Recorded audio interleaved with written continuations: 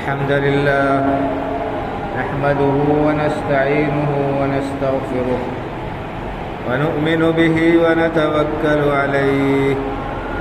ونعوذ بالله من شرور أنفسنا ومن سيئات أعمالنا من يهده الله فلا مضل له ومن يضلل فلا هادي له وأشهد أن لا إله إلا الله وحده لا شريك له وأشهد أن محمدا عبده ورسوله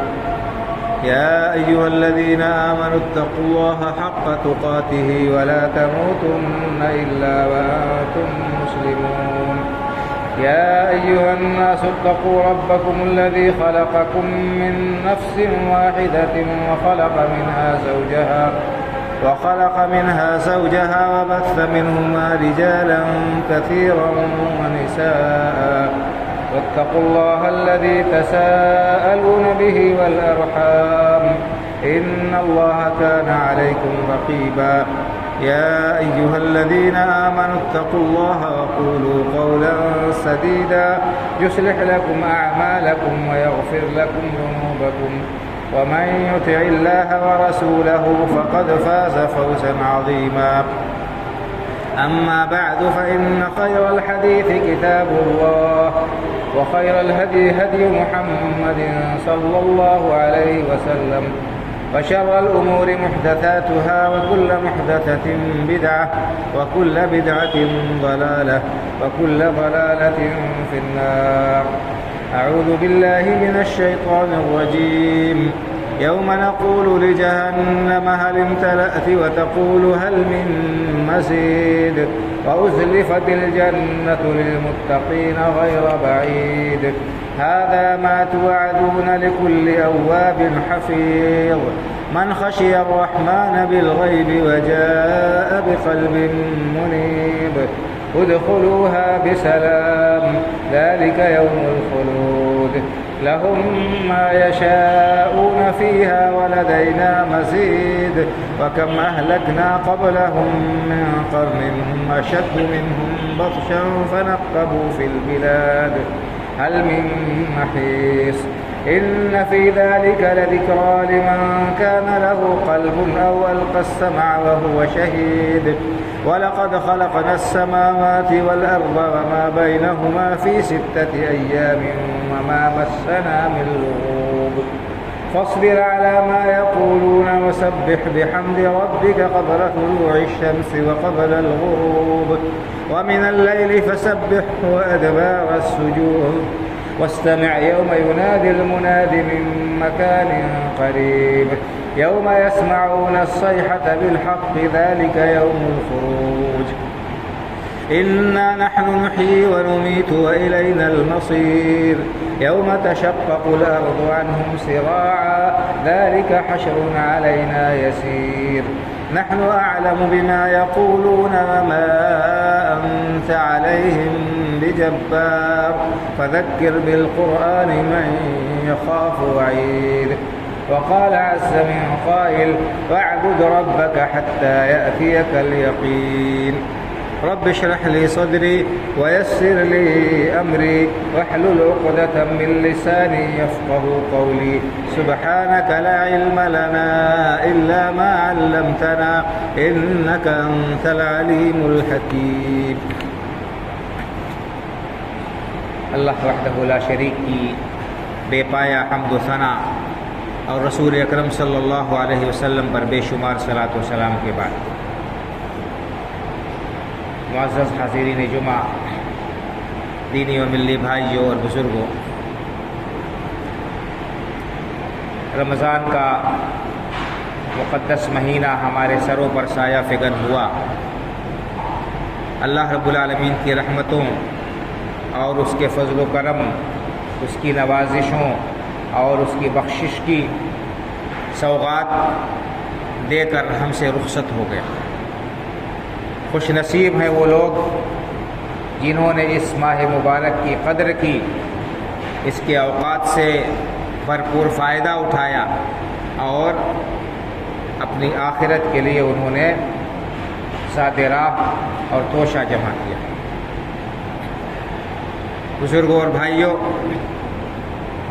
ہم یہ بات اچھی طرح سے دیکھتے ہیں اور محسوس کرتے ہیں کہ رمضان المبارک کا آغاز ہونے کے ساتھ ہی مسلمانوں کے اندر ایک دینی اور روحانی ماحول پیدا ہو جاتا ہے اور لوگوں کا تعلق اللہ رب العالمین سے کسی نہ کسی طرح سے جڑ جاتا ہے۔ نمازوں کے لیے مساجد میں حاضری، تراویح، قرآن کریم کی تلاوت، صدقہ و خیرات، توبہ و استغفار، دعائیں، مختلف طریقے سے لوگ اللہ رب العالمین کا قرب حاصل کرنے کی کوشش کرتے ہیں اور نیکی کے کاموں میں، بھلائی کے کاموں میں اپنے اوقات کو لگاتے ہیں۔ یہ بڑی خوش آئند بات ہے، لیکن دوسری طرف ایک افسوسناک صورتحال جو نظر آتی ہے وہ یہ ہے کہ رمضان کا مہینہ جیسے جیسے اختتام کے قریب پہنچتا ہے، ہماری اس حرکت میں یا ہمارے ان جذبات میں بھی دھیرے دھیرے کمزوری آنے لگتی اور عید کا دن آتے آتے پھر وہی صورتحال ہو جاتی ہے جو رمضان شروع ہونے سے پہلے تھی، گنتی کے وہی چند نمازی، اور پھر ہم اسی طرح سے غفلت کی زندگی بسر کرنے لگتے ہیں۔ بھائیو اور بزرگوں، یہ بات نہایت افسوسناک اور اسلام کے تقاضوں کے بالکل خلاف ہے، قرآن و حدیث کے تقاضوں کے بالکل خلاف ہے۔ میں نے آپ کے سامنے جو آیت کریمہ پڑھی ہے، اس میں اللہ رب العالمین نے رسول اکرم صلی اللہ علیہ وسلم کو خطاب کر کے فرمایا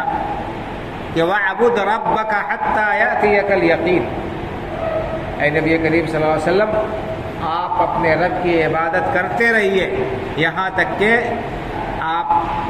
کہ آپ کو موت آ جائے۔ یقین بمعنی موت، آخری دم تک اللہ رب العالمین کی عبادت اور اس کی بندگی پر ڈٹے رہیے، جمے رہیے۔ یہ اللہ کے رسول صلی اللہ علیہ وسلم کو حکم ہے اللہ رب العالمین کا، اور ظاہر سی بات ہے کہ اس حکم میں امت بھی داخل ہے اور امت سے بھی اس کا مطالبہ ہے کہ وہ ہر شخص اپنے دم واپسی آخری دم تک عبادت کرتا رہے۔ اور یہی نہیں، اللہ رب العالمین نے اہل ایمان کو خطاب کر کے الگ سے تاکیدی طور پر حکم دیا ہے، یا ایھا الذین آمنوا اتقوا اللہ حق تقاتہ ولا تموتن الا وانتم مسلمون، اے ایمان والو اللہ سے ڈرو جیسا کہ ڈرنے کا حق ہے۔ یا ایھا الذین آمنوا اتقوا اللہ حق تقاتہ، جس طرح سے ڈرنے کا حق ہے اس طرح اللہ رب العالمین سے ڈرو۔ وَلَا تَمُوتُنَّ إِلَّا وَأَنْتُمْ مُسْلِمُونَ، اور دیکھو تمہیں موت نہ آئے، ہرگز موت سے ملاقات نہ کرو مگر اس حال میں کہ تم مسلمان ہو۔ جب بھی موت آئے تمہیں اسلام پر پائے۔ کیا ہم میں سے کسی کو پتہ ہے کہ ہماری موت کب آئے گی؟ جوانی میں آئے گی، ادھیڑ عمر میں آئے گی، بڑھاپے میں آئے گی، بیمار پڑ کے انسان مرے گا، کہ اچانک فرشتہ اجل اس کے سر پر آ جائے گا اور اس کی روح قبضہ کر لے گا؟ کسی کو بھی یہ پتہ نہیں ہے کہ اس کی موت کب آئے گی،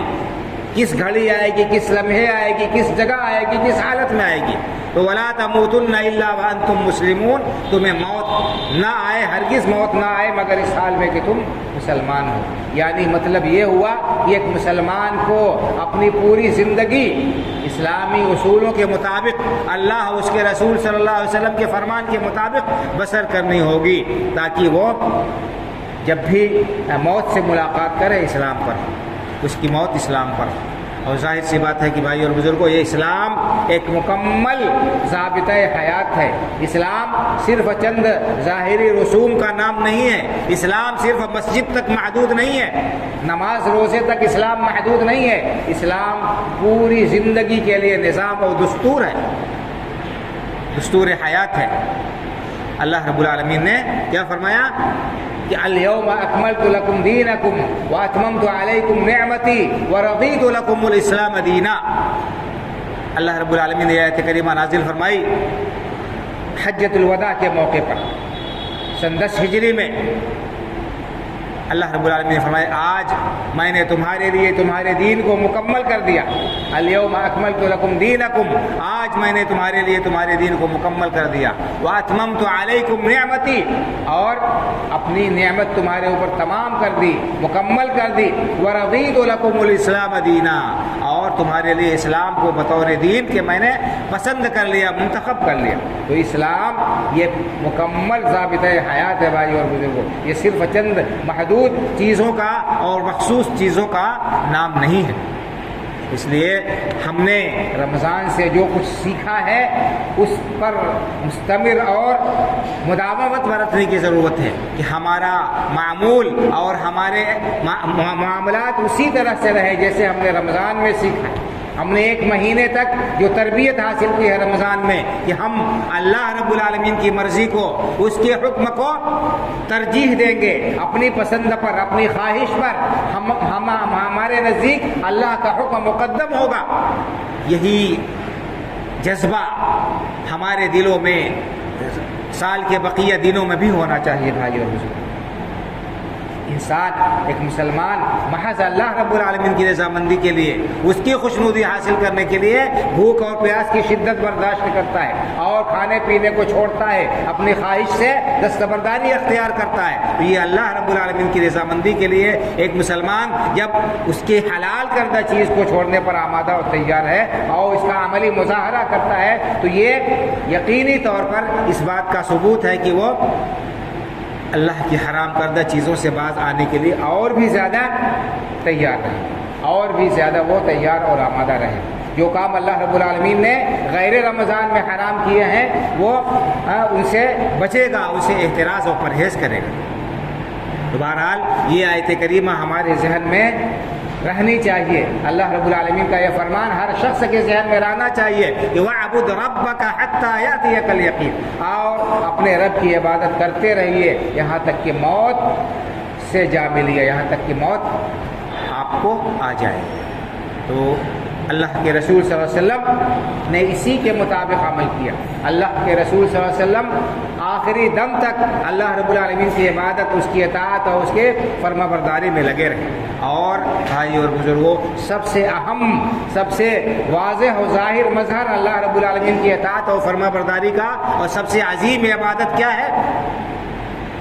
کلمہ شہادت کے اقرار کے بعد یہ نماز ہے، جس کی پابندی ہر مسلمان کے اوپر لازمی اور ضروری۔ اللہ کے رسول صلی اللہ علیہ وسلم نے عملی طور پر اس نماز کو آخری دم تک قائم کیا۔ آپ پڑھیں اللہ کے رسول صلی اللہ علیہ وسلم کے حیات مبارکہ کے آخری ایام، جب آپ کی بیماری شدید ہو گئی اور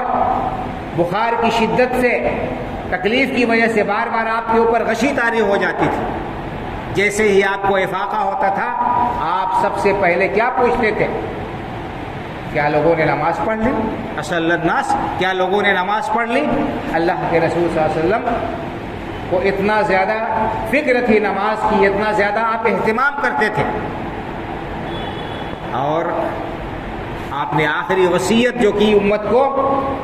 وہ کیا تھی؟ اسی نماز کے تعلق سے، الصلاۃ وما ملکت ایمانکم، الصلاۃ وما ملکت ایمانکم، لوگوں نمازوں کی پابندی کرنا اور تمہارے زیر دست، جو تمہارے زیر کفالت لوگ ہیں، ان کے حقوق کا پاس و لحاظ رکھنا، عورتیں، بچے، تمہارے ملازمین، تمہارے غلام اور لونڈیاں جو تمہارے زیر کفالت اور تمہارے زیر سرپرستی ہیں، جن کے تم سربراہ ہو،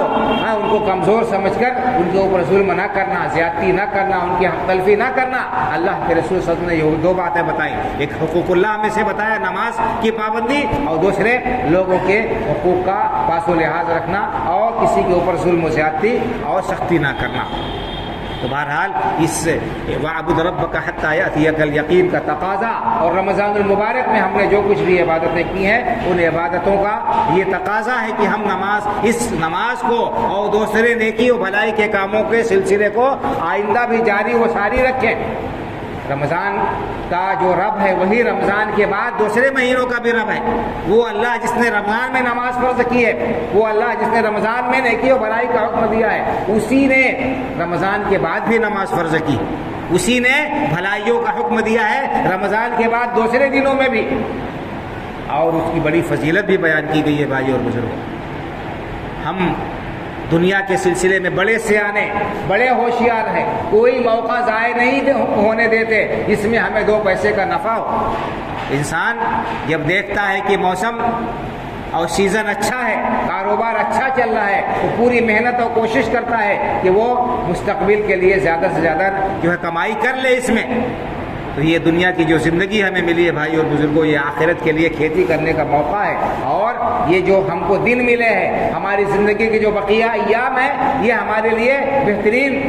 موقع ہے کہ ہم ان سے آخرت کے لیے زیادہ راہ جمع کر لیں. کتنے اوقات کو ہم ضائع کر دیتے ہیں، کتنے سارے مواقع ہیں جن سے ہم فائدہ نہیں اٹھاتے ہیں، اور اپنی غفلت کی وجہ سے، لا علمی کی وجہ سے، سستی کی وجہ سے، لاپرواہی کی وجہ سے ان اوقات کو، ان مواقع کو ہم گنوا دیتے ہیں اور ضائع کر دیتے ہیں. بھائی اور بزرگوں،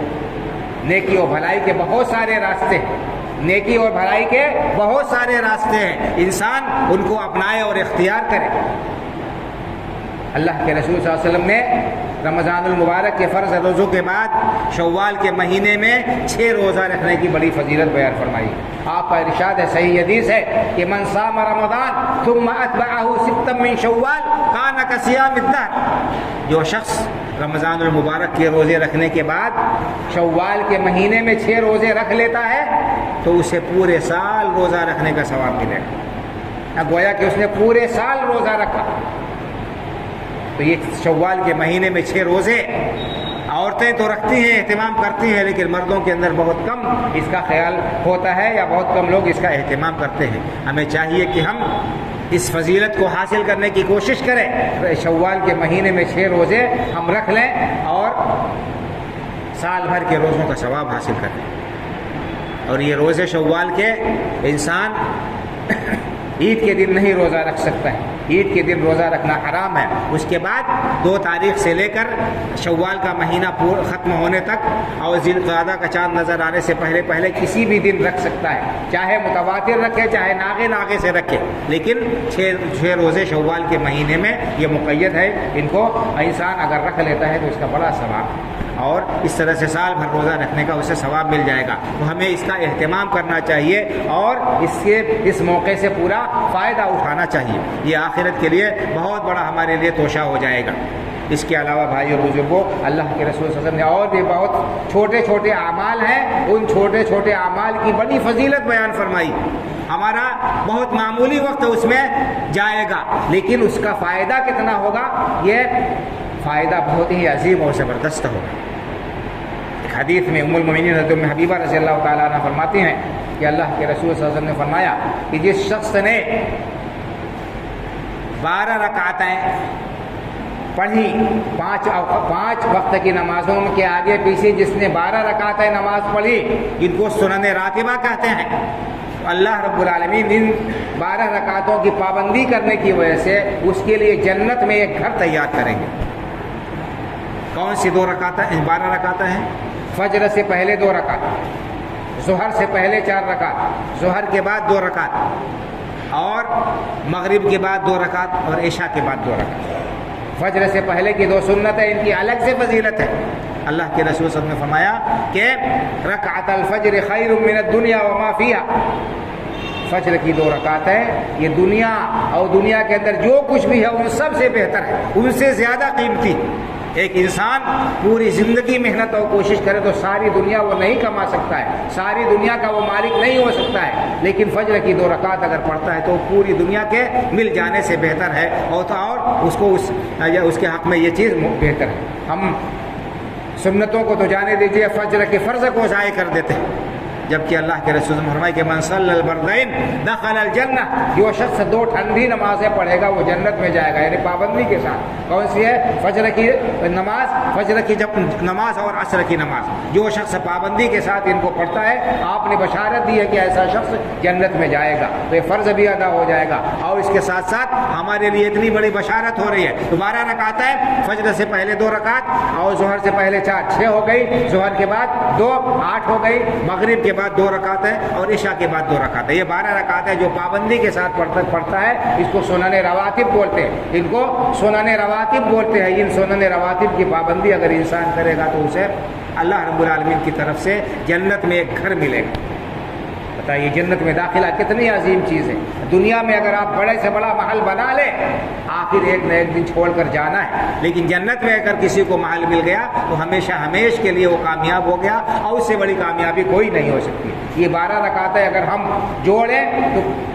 بہت ہی خشوع و خضوع کے ساتھ انسان اگر پڑھے تو 20 منٹ لگیں گے، 20 منٹ سے زیادہ نہیں لگیں گے ان 12 رکعتوں کے پڑھنے میں۔ ہمارے لیے یہ بھاری اور گرا، مسجد میں تھوڑی پہلے آ کر ان کی پابندی کرنا ہمارے لیے مشکل ہے۔ یہاں وہاں کھڑے ہو کر گپ کرنا، ہوٹلوں میں اور سڑکوں پر اور جو ہے چوپالوں میں بیٹھ کر وقت ضائع کرنے میں یا میچ دیکھنے میں یا اور دوسرے کاموں میں لغویات میں گھنٹوں گزر جاتے ہیں۔ ہمارے لیے کوئی چیز مشکل نہیں ہے یا ہمارے اوپر کچھ بھی گرا نہیں گزرتا ہے، لیکن مسجد میں تھوڑی دیر بیٹھ کر آ کر اتنا بڑا ثواب حاصل کرنا ہمارے لیے کتنا گرا گزرتا ہے۔ تو بھائی اور بزرگوں، یہ مواقع ہیں جو اللہ رب العالمین نے ہمیں عطا کیے ہیں آخرت کی زندگی کو سنوارنے اور وہاں پر زیادہ سے زیادہ ثواب حاصل کرنے کے لیے۔ جب ان سنتوں کا یہ مقام ہے، ان کی یہ فضیلت ہے، ان کا یہ درجہ ہے، تو ذرا سوچئے فرائض کی پابندی کا کتنا زیادہ ثواب ہوگا اور کتنی اس کی فضیلت ہوگی۔ نمازوں کی فضیلت کے سلسلے میں بڑی لمبی چوڑی گفتگو انسان کر سکتا ہے۔ میں صرف سرسری طور پر بعض نیکی کے کاموں کی طرف اشارہ کر رہا ہوں کہ جو ہم رمضان کے بعد بھی جاری وہ ساری رکھ سکتے ہیں۔ رمضان کے بعد ہم ان اعمال کو کر سکتے ہیں اور عمل صالح کے اندر مداومت اور تسلسل باقی رکھ سکتے ہیں، اور اللہ رب العالمین کو وہی عمل پسند ہے جس میں تسلسل انسان اختیار کرے، مداومت اختیار کرے، اگرچہ تھوڑا ہی کیوں نہ ہو۔ نیکی کا کام انسان برابر کرتا رہے، تھوڑا تھوڑا کرتا رہے، وہ اللہ کو زیادہ محبوب و پسندیدہ ہے اس کے مقابلے میں کہ انسان جوش میں آئے، جذبے میں آئے اور 1 دن 2 دن تھوڑی دیر کوئی کام کر کے پھر بیٹھ جائے، تھک جائے۔ تو یہ اعمال ہمیں ان کا اہتمام کرنا چاہیے بھائی اور بزرگ۔ روزوں کے لیے ایک تو یہ کہ شوال کے مہینے میں انسان 6 روزہ رکھ لے، سال بھر روزہ رکھنے کا ثواب ملے گا۔ اسی طرح سے اللہ کے رسول صلی اللہ علیہ وسلم نے اور بھی دوسرے روزے مسنون اور مشروع قرار دیے ہیں۔ آپ صلی اللہ علیہ وسلم ہر پیر کو، ہر دوشنبے اور جمعرات کو روزہ رکھا کرتے تھے، نفلی روزہ۔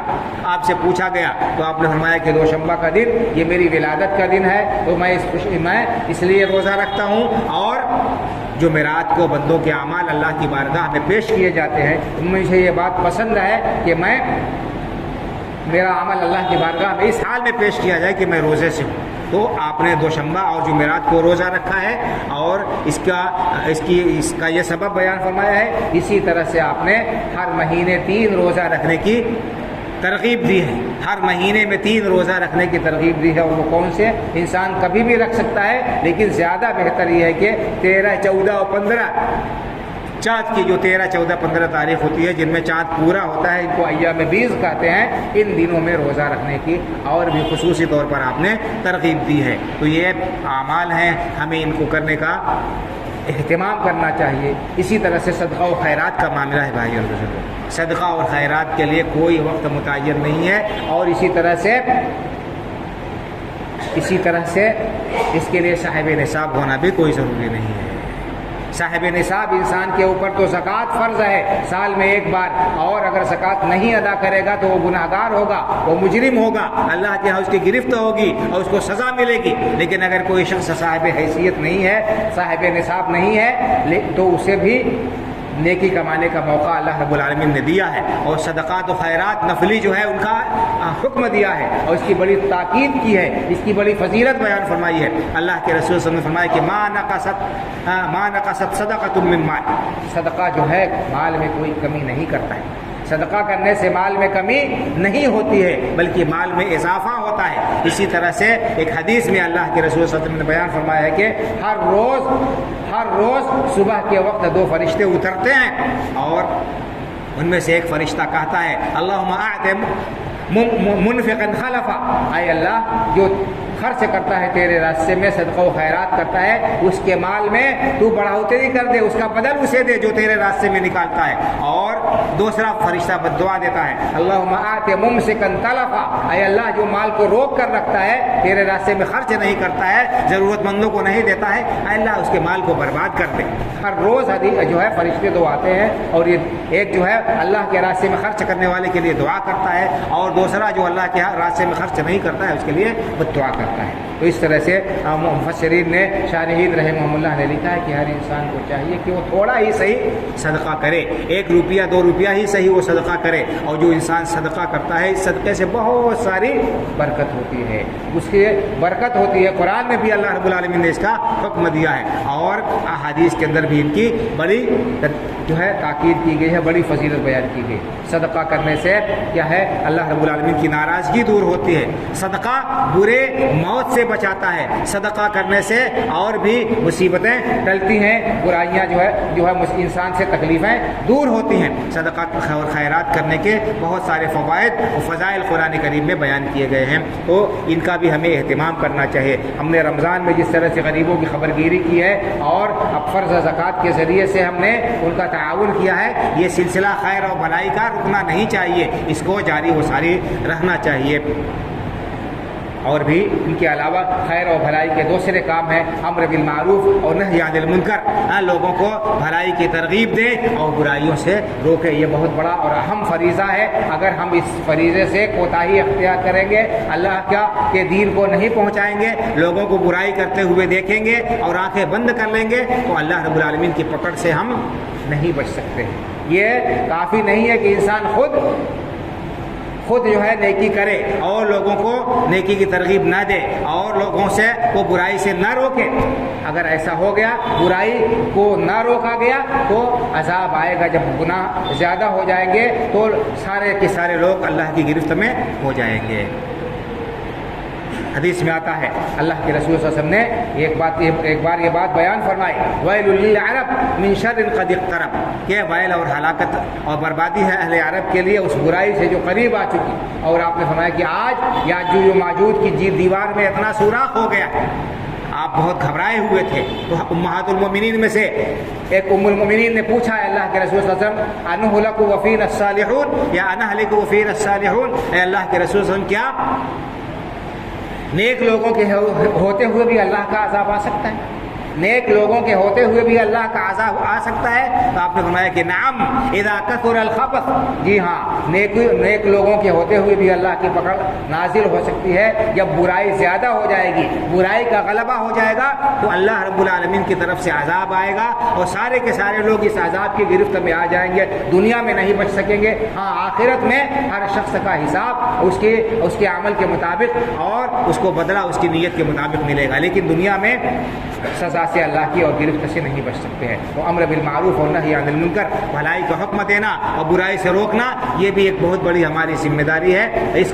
کا اہتمام کرنا چاہیے۔ ہر شخص اپنے گھر والوں سے شروع کرے، اپنے بچوں کو حکم دے نماز پڑھنے کا اور ان کے ساتھ سختی کرے اگر نماز نہیں پڑھتے ہیں تو، ان کے اخلاق پر نظر رکھے اور اسی طرح سے ان کے نشست و برخاست، ان کی عادات و اطوار کی وہ دیکھ ریکھ کرے، اور اگر کوئی غلط بات دیکھتا ہے تو اس کی ذمہ داری ہے کہ وہ ان کو ٹوکے، ان کی اصلاح کرے۔ اگر ہم نے بچوں کو چھوڑ دیا اسی طرح سے برباد ہوتے ہوئے تو یہ دنیا میں بھی ہمارے لیے باعث رسوائی، باعث ندامت اور تک باعث شرمندگی ہوں گے، اور اللہ رب العالمین کی وجہ سے بھی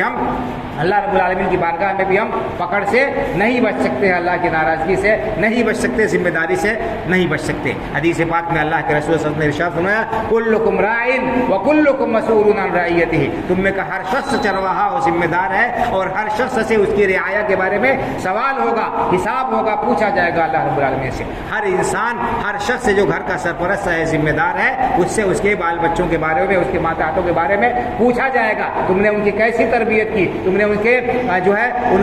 ان کی کیسی تربیت کی، ان کو دین پر رکھا کہ نہیں رکھا، برقرار رکھا کہ نہیں رکھا، ان کے اخلاق و عادات کو پر نظر رکھی کہ نہیں رکھی، اور ان کے ساتھ تم نے کیسا معاملہ کیا۔ تو ہم اللہ رب العالمین کے ہاں جواب دہی سے نہیں بچ سکتے ہیں۔ سب سے پہلے ہم امر بالمعروف اور نہی عن المنکر کا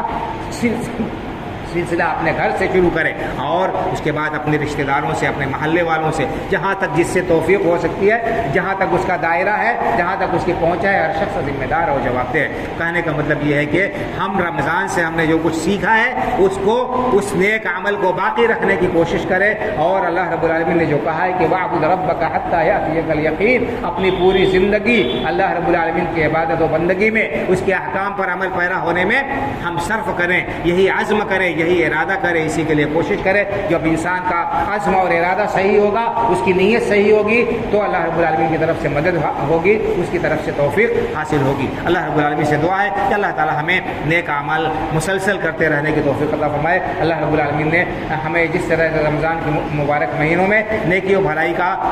کرنے کا جذبہ عطا کیا، توفیق دی، اللہ تعالی اسی طرح سے یہ جذبہ ہمارا باقی اور برقرار رکھے، اور ہمارے صالحہ کی توفیق سے نوازتا رہے، اور اللہ رب العالمین ہمارے چھوٹے بڑے تمام اعمال کو شرف قبولیت سے نواز کر ان پر آخرت میں ہمیں بہترین بدلہ عطا فرمائے، اسلام پر زندہ رکھے، ایمان پر ہمارا خاتمہ ہو، آمین۔ اقول قولی ھذا واستغفر اللہ لی ولکم ولسائر المسلمین فاستغفروہ من کل ذنب انہ ھو الغفور الرحیم۔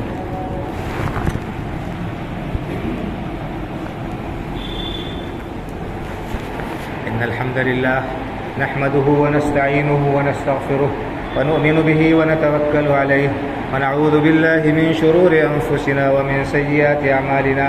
من يهده الله فلا مضل له ومن يضلل فلا هادي له، وأشهد أن لا إله إلا الله وحده لا شريك له، وأشهد أن محمدا عبده ورسوله، إن الله وملائكته يصلون على النبي، يا أيها الذين آمنوا صلوا عليه وسلموا تسليما، اللهم صل على محمد وعلى آل محمد كما صليت على إبراهيم وعلى آل إبراهيم إنك حميد مجيد، اللهم بارك على محمد وعلى آل محمد كما باركت على إبراهيم وعلى آل إبراهيم إنك حميد مجيد، اللهم انصر من نصر دين محمد صلى الله عليه وسلم واجعلنا منهم، واخذل من خذل دين محمد صلى الله عليه وسلم ولا تجعلنا منهم، عباد الله رحمكم الله، إن الله يأمر بالعدل والإحسان وإيتاء ذي القربى وينهى عن الفحشاء والمنكر والبغي يعظكم لعلكم تذكرون، فاذكروا الله يذكركم وادعوه